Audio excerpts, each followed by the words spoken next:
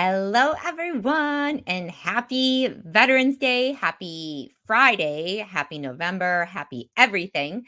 This is Steph Lee, the founder of Host Agency Reviews. You have landed on the Friday 15, where every Friday we answer the industry questions that you have submitted. Now, if you're wondering how to submit them, you can go to hostagencyreviews.com/Friday15 or click on the description and we'll have a link to where you can answer your own questions. Don't forget, no matter what they are, a lot of them will come in from newer advisors, but whatever your angle you're coming from, if you have questions on marketing, if you have questions on systematization, any of that, drop those in the comments because we will find the right person in the industry to answer that question for you. Well, I am so excited because, first of all, we're really getting into host week, which for those that haven't heard, it's the end of January. I think it's January. I should have known this before going live. January 23rd through the 27th. It's the last week in January. It's a free event. So you can sign up at the link in the description at hostagencyreviews.com/host week. And I'm just going to share my screen really quickly because I want we're ending our call for speakers soon. Next Friday is the last day where you can submit your speaker application. So that's at hostagencyreviews.com/speaker. But I want to show you what we've got in store. Okay, so hostagencyreviews.com/host week. That'll give us the information to register. Again, it's free for host week. We'll have consortia interviews. We'll have host agency interviews. We'll have lots of great speakers, 2 speakers every day doing EduSpots, which will be educational sessions for advisors. And then we also have 1 keynote every day. So here's kind of, it's 75 days away. You can see our host week speakers right now are dominated by dogs. That's because these are the dogs of Har, and they will probably likely be somewhere in the background during host week. So, but we'll be coming out with a more detailed schedule once the speaker call for speaker ends next Friday. So keep an eye out for that. Make sure to save your spot. You can see all sorts of host agencies that will be interviewing for it. And again, this year we're adding consortia. So excited to see you there. Let's jump into our questions. While I'm pulling those up, by the way, Small Business Saturday is coming up. I'm going to put a link in the comments to our article Mary has about marketing for Small Business Saturday. So she has all the hashtags. She's done all the research. So if you're looking for some of those for your marketing, click that link because Mary's got them all for all the different social platforms on what the hottest hashtags are. All right. So first question comes in from Camilla. I am at a stage of doing as much research as possible to figure out how to shape the travel offerings I have in my head and make it a reality. I'm a complete newbie. I see a lot of individuals going down a route of offering very small group trips with themselves as the tour leader or the host of the trip. I have followed the individuals for some time. They seem to have made a big leap from traveling themselves to suddenly offering travel that others can join them on. Now, from what I'm hearing here, Camilla, it sounds like you're talking about influencer, like social media influencers that are traveling and then now offering trips for their fans to join them. So Camilla goes on, with this type of setup, what is the format usually? Would the individuals have established a registered company themselves, be handling all the bookings, creating the itineraries? Or would they typically have an agency they work with that does that, and then they just kind of white label it or rebrand it for themselves? They also appear to take payments for themselves. So how does that work with liabilities? I'm going to stop here because there's another question or another paragraph of questions. But Camilla, it's hard to tell you exactly what the normal format is because there's a couple of different options if you're an influencer or someone that's looking to kind of move into these groups. If you have an audience, it doesn't have to be an influencer. You could be a local chef that wants to take a group down to Mexico because you specialize in Mexican cuisine and you want to take them to a certain area in Mexico and talk about the cultural beginnings of that food. So let's see. It's hard for me to tell without looking at each individual influencer and telling what they're doing on the back end. That can be a little bit opaque. So I would say when a influencer decides they want to kind of monetize with travel, there's two ways they can do it. So the two ways you said, one is they're doing the booking and they're essentially the travel agency. So they're getting all of the commission from it and they're also doing all of the work, which is not attractive to a lot of influencers. And so what sometimes they might do is they might pair with a travel agency they trust, and then the travel agency will give them some kind of a kickback. Like maybe they'll give you 5% of everybody that books through your link. And then you'll make that 5%. They'll have these group bookings that they can work with. So it really kind of depends on how much work you want to do. The easiest way as you're stepping into it is to have a travel advisor do it, because there's a very steep learning curve, especially if you're working full time on influencer things.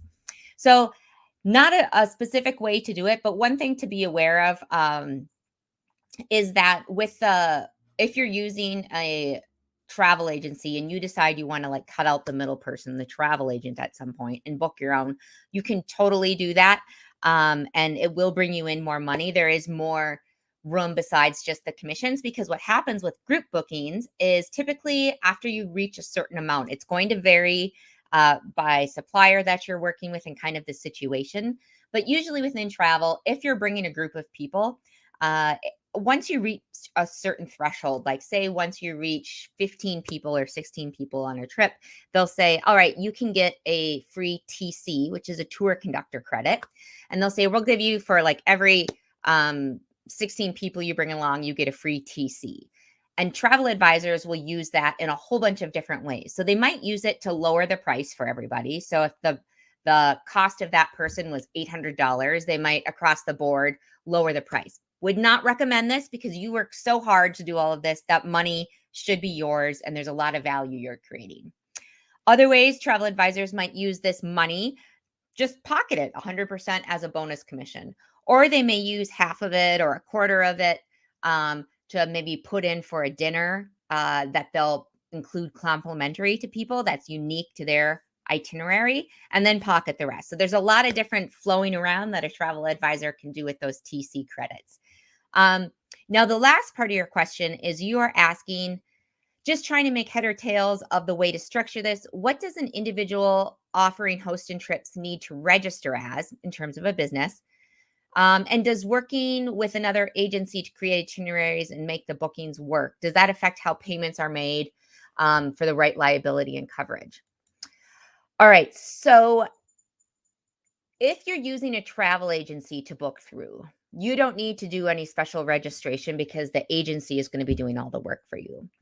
If you've decided to become the agency yourself, you might want to register as a separate business if you don't already have one for your influencer business.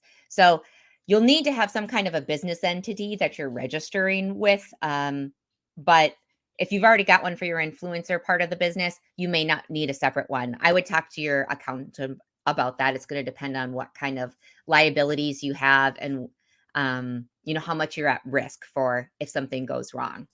The other thing I would say with how does that affect payments? If you're using an agency or if it's you're booking yourself, most likely what you're going to be doing, and I would highly recommend this, is you're going to be using a supplier. And so that supplier is actually who all the money is going to go through. You don't have to really worry about processing money unless you're doing some kind of a service charge or consultation charge along those lines above and beyond what the supplier is giving you. Then you're going to need some kind of third-party processing system like Square or Venmo or whatever you choose to use to collect that money. But other than that, all the money is going to the supplier. They're the ones that pay the individual components of your itinerary, so the hotel, the tour guides, etc. So Camilla, I hope that answers it. I've got a couple more resources I want to show you since you're looking at groups. Let me, let's see. Let's go back onto here and I'm going to show you our podcast, because within our podcast, this is the Friday 15, but we also do an in-depth podcast every quarter called the Travel Agent Chatter.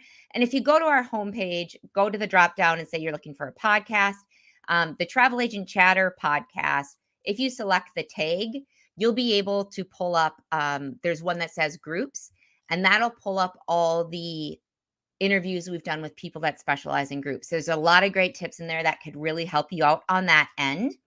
I'll put that link in the description. The other thing is if you type in groups up on the top, 5 steps to finding groups. It's not as hard as you think. Is an article that'll be really helpful. It's part of a series. So there's 2 other ones in there. 10 insider groups, group booking tips from travel advisors, 2 other travel advisors. And then on the supplier side, here's what they want you to know about group bookings. So I'll post all 3 of those in the description so you can take a look and read those, because that'll add some context to things as well. And then let's see. I think that's about all. So while I'm pulling up the next article, I wanted to remind everybody that if you're a fan of the Friday 15, don't forget that you can get reminders. So you go to hostagencyreviews.com/Friday15. We'll link to it in the description. And you can sign up for an e-reminder, which will remind you right before the Friday 15, and it will tell you what questions we'll be answering. So you can get that information ahead of time, as well as a direct link to the recording. So if you happen to miss it, you can take a look at that. And let's see, question 2. This is from Anonymous, and they are saying, I'm looking to start a travel business with limited spare time. Don't we all? So little time in the world. I'm looking to primarily travel more myself, as well as to help others travel more. Is there a minimum amount of time that should be invested if you go the host agency route? Ryan came up to visit. He's in the background. No, I wouldn't say there's a minimum amount of time. It's very, very common for people to be part-time their first 2 years as they transition, building up their client base. And because the sales cycle is so long and it takes so long to get paid in travel, it's very hard your first couple years to go at it full time. But I will say that one thing you'll want to consider is most host agencies are looking for people that aren't just booking their own travel. They want to make sure that they're serious about their business and that they're not essentially giving a consumer a 15% discount through commission. So I would make sure to check out any host agencies you're looking at. It sounds like you also want to book other people as well as yourself. But I would make sure to check in with the host agencies you're talking to and making sure in their contract, knowing what the minimums are, because some host agencies will have minimums that you need to book, like $10,000 or whatever, $10,000 in sales every year. Otherwise, they will not let you into their network again.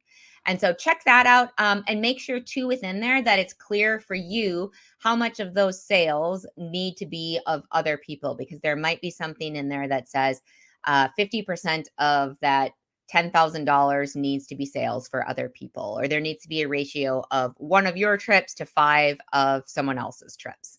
So those are some things to think about.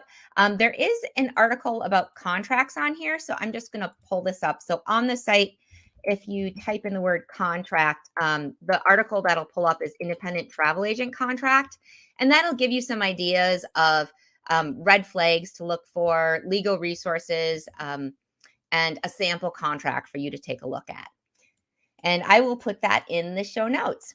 So let's see. We are just cruising along today. Where's my, oh, here we go. All right, last question. So this is from, oh man, I forgot to look this up. I forgot to write it down. Hold on. Now let me see if I can find this. All right, so this one just came in, and this one is talking about being a tour operator and a specialist. So I'm still trying to look up the name. Hold on. I'm feeling bad that I haven't written this down. Okay.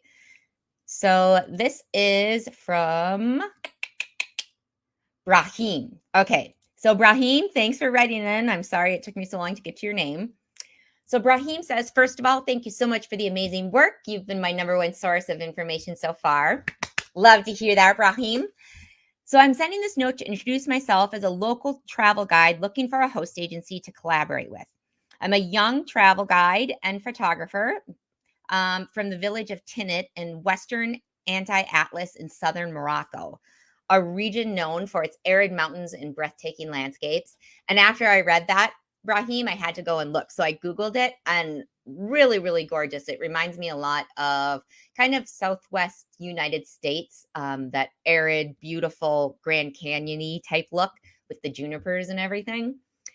All right. So, anyhow, Brahim goes on with an experience of more than 5 years in the travel and tourism industry. I intend to move to the next level and create our own tour operator agency specializing in ecotourism, adventure, mountain activities, as well as cultural tourism. Our main mission is to introduce customers to the beautiful mountains in the anti-Atlas region by offering tours to discover some of the most breathtaking landscapes. In other words, I'm an experienced tour operator in Morocco. I have my own preset tours. I can offer customized tours. I can handle the whole traveler's journey. That's from planning to local transportation, to the stays, to the local guides and activities.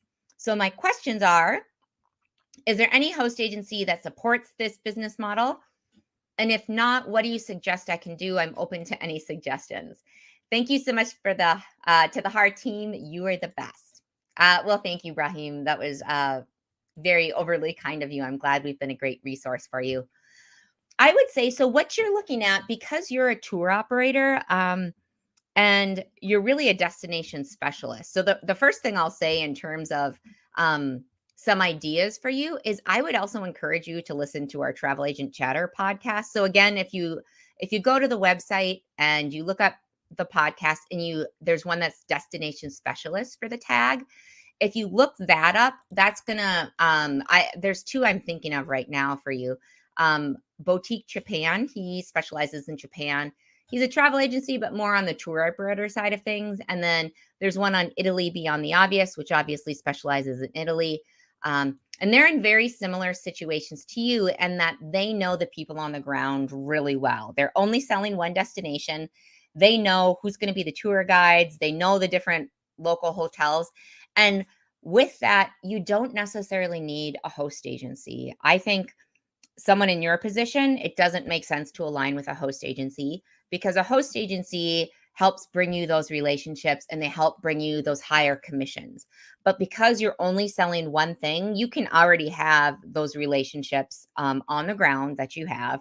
You can negotiate your own contracts because you're going to be only selling their product. And so instead of making 10%, you might, based on how many people you're sending them, you might actually be able to make 14%. Versus if you work with a host agency, they may have no relationship with the tour guide you do. And chances are very unlikely that they're going to be a preferred supplier with your host agency, which kind of makes it less attractive to use a host, because you're going to be earning the same amount as you would with a host agency, or possibly even more if you book direct, because of the relationship you have and the revenue that you're going to be bringing. So if that makes sense, I would check out those articles. The other thing I would say, because you are doing like eco travel and cultural tourism, and you're a small tour operator, one other resource I would check up and get involved with is the Adventure Travel Trade Association. They have, let me look on our, again, going to show our screen here. On our events calendar, they've been really great at putting up their, what do they call them? Like Adventure Connects. So you can see there's all these Adventure Connects in Vancouver, the Azores, Toronto. There's the World Travel Market in London. There's a lot of local events as well within the United States, as well as the international ones, where you can get together with other small tour operators, learn best practices, and also people that are just passionate about bringing people in a healthy way to learn about the cultures and about the landscapes on a smaller scale. So I think you'll really like the Adventure Travel Trade, and I'll put that in the comments as well. So I think that's all, everybody. Before you go, though, next week we are going to have on Jen Lee. No relation to me, except for that we're like super fun sisters. We both like to have a lot of fun and have a lot of energy. So Jen Lee from Travel Planners International is on next week. So if you have any questions about Travel Planners International, or if you have any questions about marketing, because she's a bit of a marketing guru, please send those in at hostagencyreviews.com/Friday15. The week after that, our co-host is going to be a comeback again co-host. She just came on a few weeks ago. Kimberly Sturdivant from Tour Radar is going to be on. They're having a Black Friday, because that's the day it's going to happen, a Black Friday special. So you'll want to tune in to that. So we will see you all next week. Have a wonderful weekend.